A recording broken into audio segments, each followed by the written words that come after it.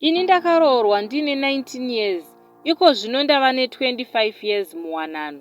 Ndine vana vangu vaviri, mukuru ane 22 years, mudiki ane 10 years. Murume wangu ndakaziva kuti akanoromba pane mwedzi 4 ndazviziva.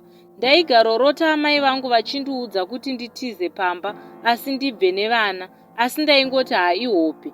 Rimwe zuva ndakarota murume wangu aenda kumuchawa kunotsvaga mushonga welaki. Akapiwa asi akanzi auye neni zvigone kunyatsofamba. Ini ndakaramba kupinda mumba memuchawa uye ndokubva muchawa akundimhanyisa, asi ndakazotanga kushedza blood of Jesus. Ndokubva ndapepuka. Kubva musi uyu ndakamuka ndikaudza murume, asi akatondipindura nehasha kuti wandinanga uroyi. So kubva musi uyu ndinokwirwa nechinhu chandisingaoni. Ini nemwanasikana wangu ndinogara mhiri kwaLimpopo, basa rakabva rapera. Hama yangu yepedyo yakabva yatotanga kundiignora.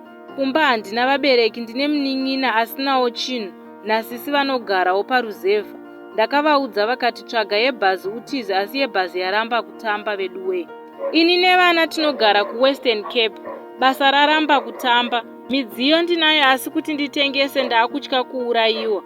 Mumwe muprofita kwandakaendawo vakati handibatsirike kana ndichigara pamba apa. Hanzi ndiri kurondwa mafambiro, zvino ndapererwa vehama. Ndingaitawo sei nenyaya yakadai? Kune vakamboonawo zvakadai makazvikundawo sei?